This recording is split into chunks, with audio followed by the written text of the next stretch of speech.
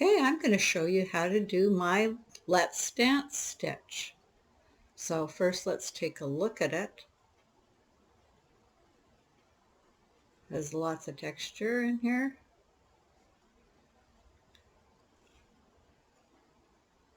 Made up of 2 stitches.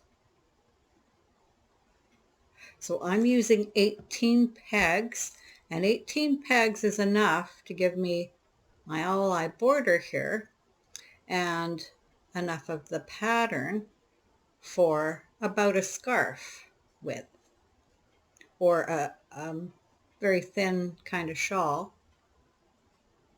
And if you wanted to make a thinner scarf, you would do 7 pegs less,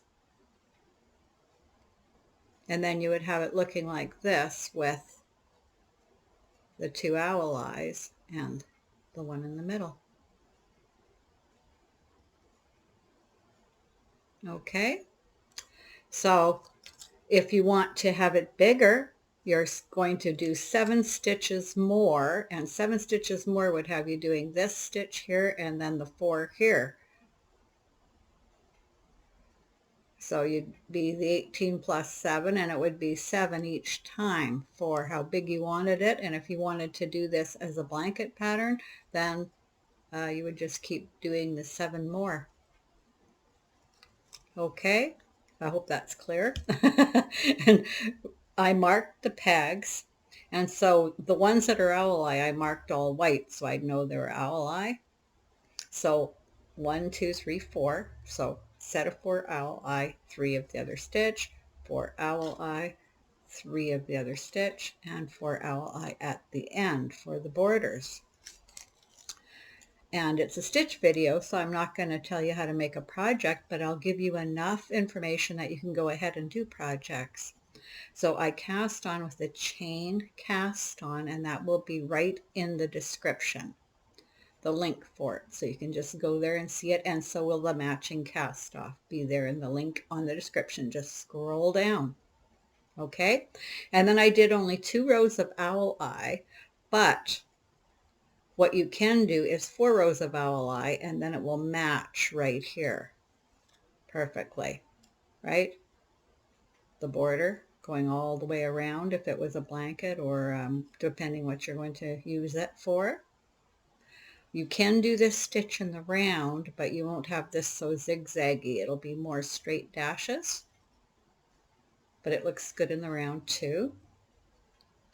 And I think that's about all I can tell you about the stitch. Oh, on the other side, it just looks like this, and it's nice and smooth. So if it's against your body, it's nice and smooth. Okay, the loom I'm using is from the Doris set, and it's the second one down. It's a 36 peg.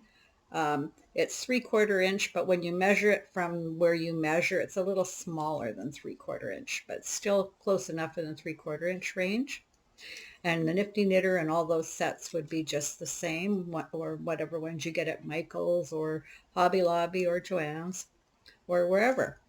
Okay, so the yarn I'm using. Now I'm using 2 strands to give me a bulky weight of number 4 yarn. And the yarn I'm using is Noro yarn, and it's Teo color 44. So that one is a mix of 40% cotton, 30% silk, 15% wool, and 15% polyamide. And then the other strand I'm using is Barocco Sesame, and it's a worsted weight too, and it's 43% wool, 39% acrylic, 9% cotton, and 9% nylon, and it's color number 7469.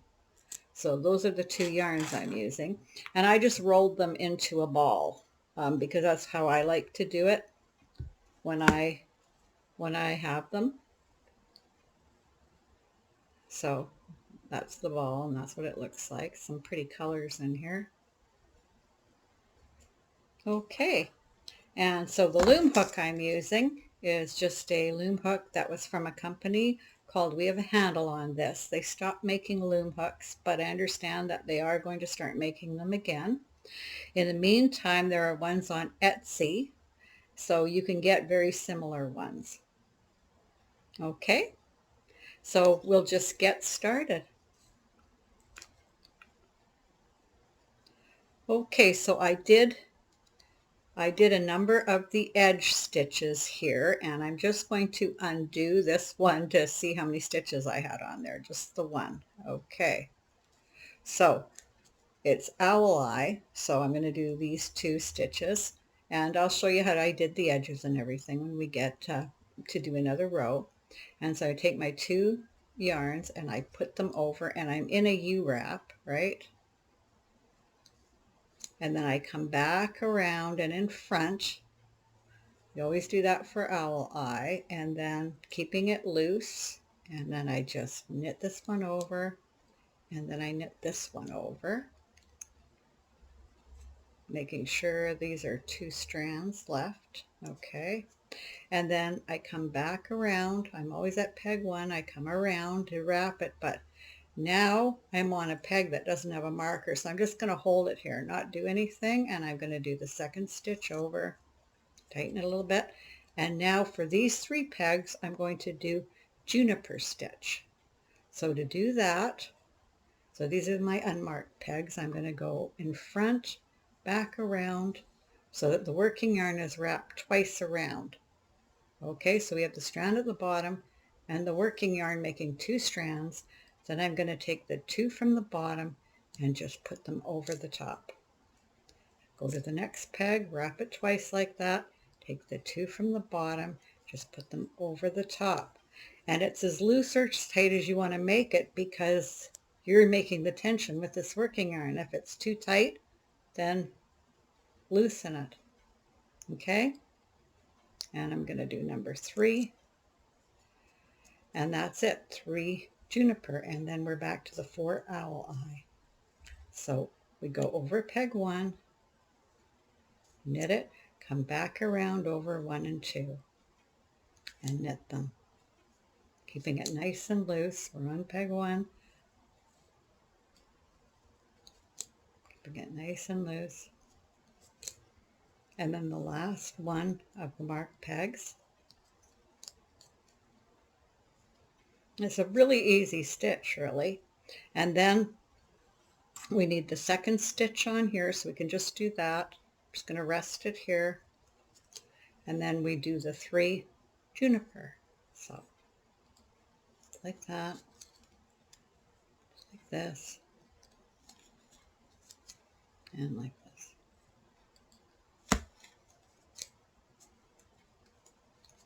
Okay, and then we're at the last 4 pegs again. And so here's where we're going to do owl eye. Go over peg 1, then over 1 and 2, nice and loose. Over peg 1, over peg 2. All the way to the end, over peg 1, over peg 2. And then I come back nice and loose, and I make sure this is very loose for this edge stitch. Okay, and I go over peg 1 and 2. So that's how we do the end pegs. And then I do my 2nd one over. And then here, I'm going to do the juniper stitch going this way. So the 2 bottom ones over the top, 2 bottom ones over the top, 2 bottom ones over the top, and 2 bottom over the top. And then to owl eye, so we go over once and back over that.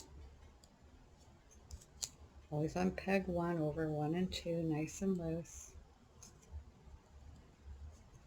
Now I need to get some more yarn off the ball here. Here we go. Okay, and then we come over peg 1 and 2. Oop. Don't want to take that one. Okay, and then the last one over, I'm just holding it here, and then juniper stitch.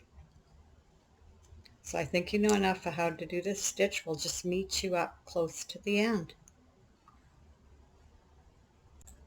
Okay, so I'm just doing the last of the ally stitches for this row.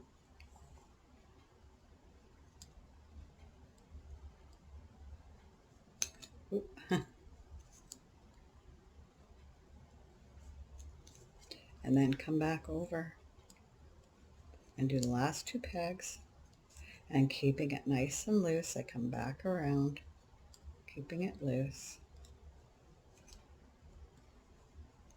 And then it's just how I showed you in the beginning. We just keep going, doing the ally here on the white pegs, or the ones I marked white, and the juniper stitch on these. And we're a little bit bigger now. You can see how much more we have. The stitch goes quite fast when you start going. But it's a really pretty stitch.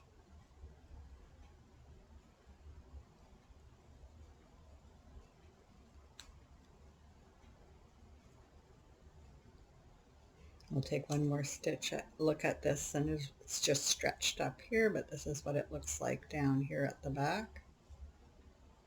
And that's all I think you need to go ahead and do it. And just remember that your cast on and cast off are right there on the description. Just scroll down. And I didn't use any purls. I'll just stretch out the stitches a little bit to give them definition. Here, now we can look at it with the stitches stretched, and you can see what they look like here.